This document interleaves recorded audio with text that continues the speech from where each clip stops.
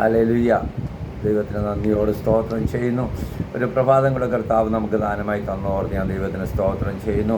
എല്ലാ പ്രിയപ്പെട്ടവർക്കും കർത്താവ് യേശുക്രിസ്തുവിന്റെ നാമത്തിൽ എൻ്റെ പ്രഭാത വന്ദനത്തെ അറിയിക്കുന്നു.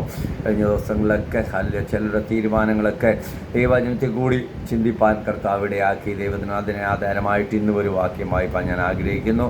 ഇയ്യോബിൻ്റെ പുസ്തകം 13-ാം അധ്യായം അതിൻ്റെ 15-ാം വാക്യം. അവൻ എന്നെ കൊന്നാലും ഞാൻ അവനെ തന്നെ കാത്തിരിക്കും, ഞാൻ എൻ്റെ നടപ്പെ അവൻ്റെ മുമ്പാകെ തെളിയിക്കും. ദൈവത്തിന് സ്തോത്രം. ഇത് ഇയ്യോബിൻ്റെ ഒരു തീരുമാനമാണ്. നമുക്ക് ഇയ്യോബിൻ്റെ ചരിത്രം നമുക്കറിയാം. ദൈവത്തിന് സ്തോത്രം. ഊസ് ദേശത്ത് ഹല്ലേലൂയ നമുക്ക് അവിടെ വായിക്കുമ്പോൾ ഇങ്ങനെയാണ് കാണുന്നത്. ഊസ് ദേശത്ത് ദൈവത്തിന് സ്തോത്രം ഇയ്യോബ് എന്ന പേരുള്ളൊരു പുരുഷനുണ്ടായിരുന്നു. അവൻ നിഷ്കളങ്കനും നേരുള്ളവനും ദൈവഭക്തനും ദോഷം വിട്ടകന്നവനുമായിരുന്നു. വളരെ ഗുണങ്ങളുള്ള ഒരു ദൈവഭക്തനായ ഒരു മനുഷ്യനായിരുന്നു ഇയ്യോബെന്ന് ദൈവവചനം വായിക്കുമ്പോൾ നമുക്ക് കാണുവാൻ കഴിയുന്നു. ഇത് തുടങ്ങുന്നത് തന്നെ ഇങ്ങനെയാണ്. അവൻ ആരായിരുന്നു? അവൻ നിഷ്കളങ്കനായിരുന്നു, നേരുള്ളവനായിരുന്നു, ദൈവഭക്തനായിരുന്നു, ദോഷം വിട്ടകന്നവനായിരുന്നു.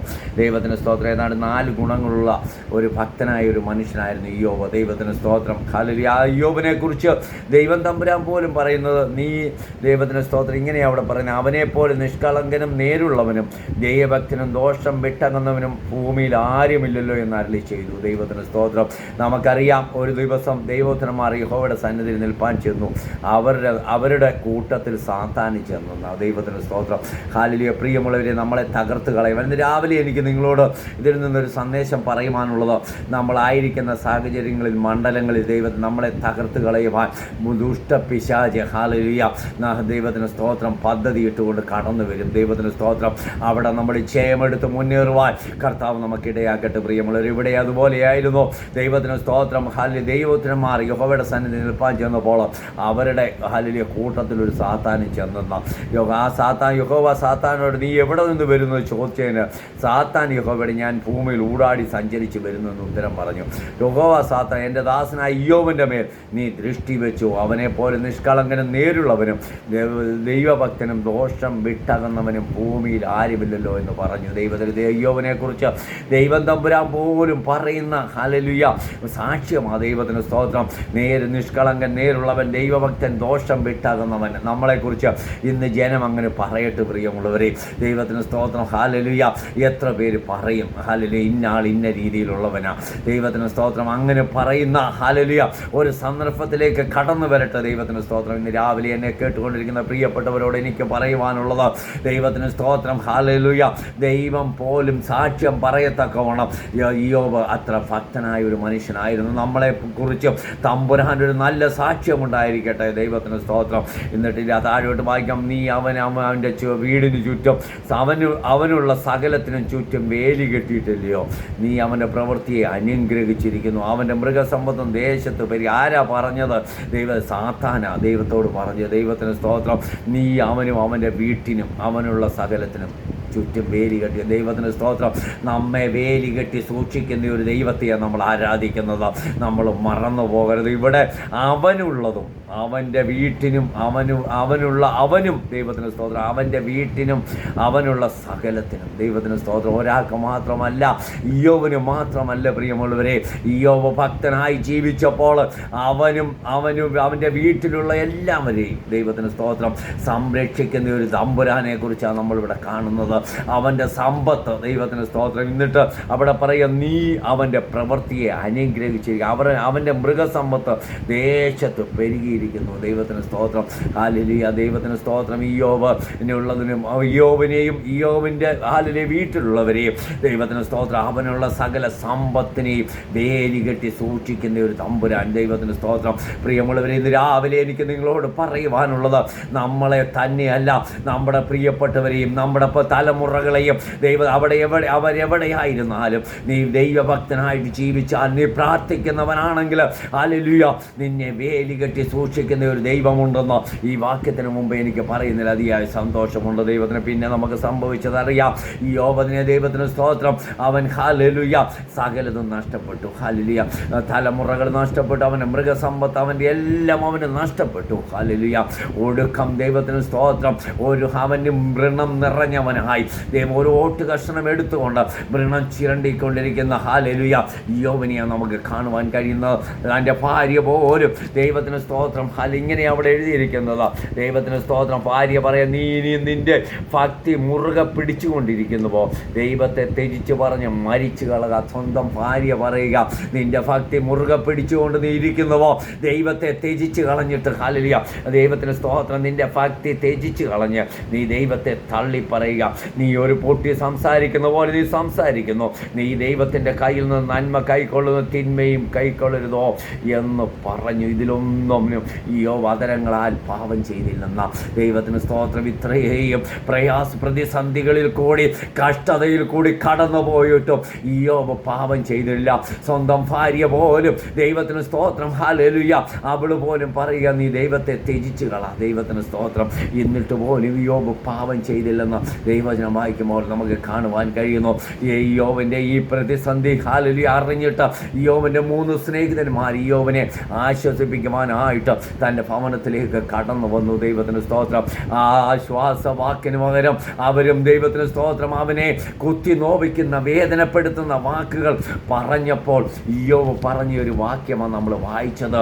ദൈവത്തെ അവൻ എന്നെ കൊന്നാലും അവനെ തന്നെ ഞാൻ കാത്തിരിക്കും. എത്ര പേർക്ക് പറയുവാൻ കഴിയും? ദൈവത്തിന് സ്തോത്രം. സ്വന്തം സ്നേഹിതന്മാർ, സ്വന്തം കൂടപ്പറപ്പുകൾ അവനെ തള്ളി പറഞ്ഞപ്പോൾ ഹല്ലേലൂയ അവനെ ഹല്ലേലൂയ ദൈവം കുത്തി നോവിച്ചപ്പോൾ ഹല്ലേലൂയ യോബ് പറയും, നമ്മുടെയും ജീവിതത്തിൽ ഇന്ന് രാവിലെ എന്നെ കേട്ടുകൊണ്ടിരിക്കുന്ന പ്രിയപ്പെട്ടവരെ, കഷ്ടതയുടെയും വേദനയുടെയും രോഗത്തിൻ്റെയും നടുവിൽ കൂടി കടന്നു പോകുമ്പോൾ നമ്മുടെ ഭക്തി നമ്മൾ മുറുകെ പിടിക്കുന്നുവോ അവിടെ ദൈവം നമ്മളെ അനുഗ്രഹിക്കുന്നത്.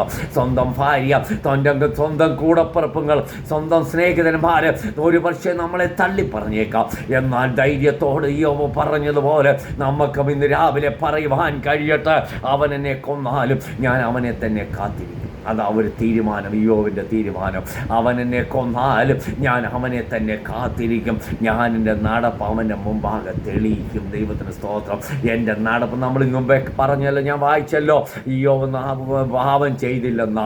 ഒരിക്കലും നാവ് കൊണ്ട് അവൻ പാപം ചെയ്തില്ല, ദോഷവാക്കുകൾ സംസാരിച്ചില്ല. പ്രിയമുള്ളവരെ, നമുക്ക് ഹല്ലേലൂയ യോബിനെ പോലെ നമുക്ക് പറയുവാൻ കഴിയട്ടെ. ഹല്ലേലൂയ കഷ്ടതയുടെയും വേദനയുടെയും രോഗത്തിൻ്റെയും പ്രതിസന്ധികളുടെയും നടുവിൽ ഇന്ന് രാവിലെ എന്നെ കേട്ടുകൊണ്ടിരിക്കുന്ന പ്രിയപ്പെട്ടവരെ, നിങ്ങൾക്ക് പറയുവാൻ കഴിയട്ടെ, അവൻ എന്നെ കൊന്നാലും ഞാൻ അവനെ തന്നെ കാത്തിരിക്കും. ദൈവത്തിന് സ്തോത്രം. നമുക്കറിയാം, മുന്നോട്ട് നമ്മൾ വായിക്കുമ്പോൾ ദൈവത്തിന് 38-ാം അധ്യായം തൊട്ട് ദൈവം തമ്പുരാൻ ഹല്ലേലൂയ ഡയറക്റ്റ് ദൈവനോട് സംസാരിക്കുന്ന 40-ാം അധ്യായം വരെ ഹല്ലേലൂയ ഇതൊരു എല്ലാം ചോദ്യങ്ങളുടെ പുസ്തകമായി യോബിൻ്റെ പുസ്തകം. ഹല്ലേലൂയ തൻ്റെ സ്നേഹിതന്മാർ തന്നോട് ചോദിക്കുന്നു.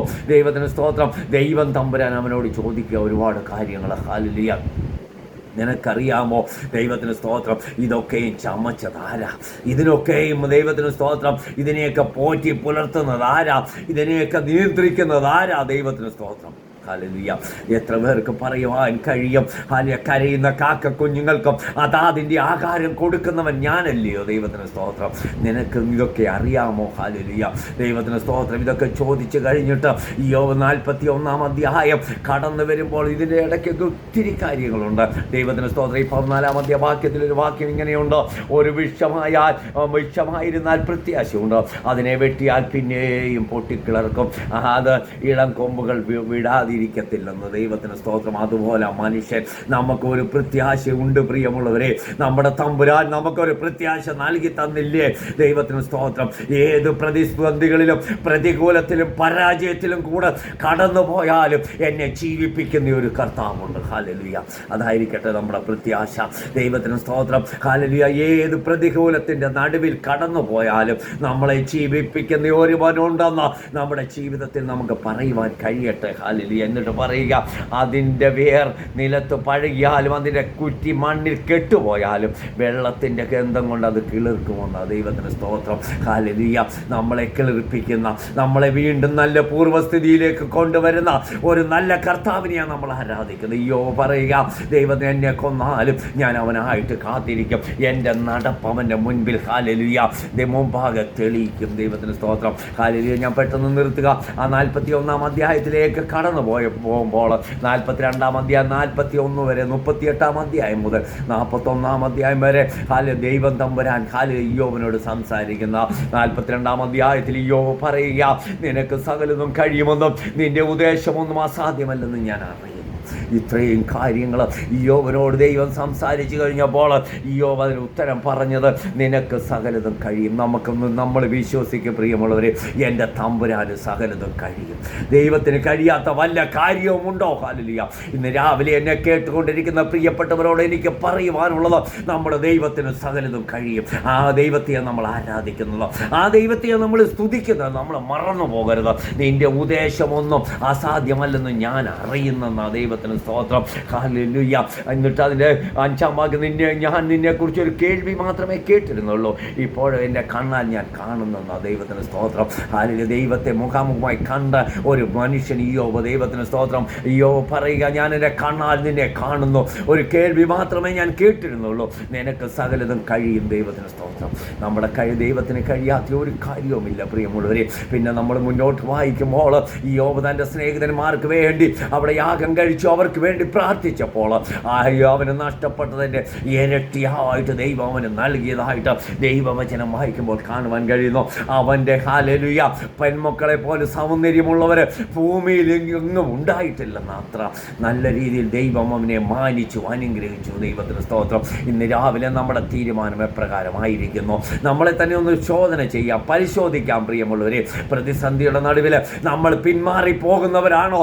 ദൈവത്തെ തള്ളിപ്പറയുന്നവരാണോ? ഇവിടെ പറയും, അവൻ എന്നെ കൊന്നാലും ഞാൻ അവനായിട്ട് കാത്തിരിക്കും, എൻ്റെ നടപ്പ് അവൻ്റെ മുമ്പാകെ ഞാൻ തെളിയിക്കും. അതാ നമ്മുടെ തീരുമാനമായിരിക്കട്ടെ. ഇന്ന് ഈ രാവിലെ സമയം ഈ വചനങ്ങളാൽ ദൈവം നമ്മളെ സഹായിക്കട്ടെ. പരിശുദ്ധ കർത്താവേ, ഹല്ലേലൂയ. അനുഗ്രഹിക്കപ്പെട്ട വചനം ഞങ്ങൾക്ക് നൽകി തന്നല്ലോ. ഞങ്ങളുടെ തീരുമാനം എപ്രകാരമാണ്? കഷ്ടതയുടെയും വേദനയുടെയും രോഗത്തിൻ്റെ നടുവിൽ കൂടി കടന്നു പോകുമ്പോഴും ഇയ്യോബ് പറഞ്ഞതുപോലെ, അവൻ എന്നെ കൊന്നാലും ഞാൻ അവനായിട്ട് കാത്തിരിക്കും, എൻ്റെ നടപ്പ് അവൻ്റെ മുമ്പിൽ തെളിയിക്കും. ആ ഒരു തീരുമാനം ഈ ദിവസങ്ങൾ ഞങ്ങളുടെ ജീവിതത്തിൽ ഉണ്ടാകട്ടെ. ദൈവസന്നിധി അടിയങ്ങളെ സമർപ്പിക്കുന്നു. അതെല്ലാവരെയും അനുഗ്രഹിച്ച് പ്രാർത്ഥിക്കുന്നു, സമർപ്പിക്കുന്നു. പ്രാർത്ഥന കേട്ടിരിക്കുക. സ്തോത്രം യേശുവിൻ്റെ നാമത്തിൽ തന്നെ. ആമേൻ. സ്തോത്രം.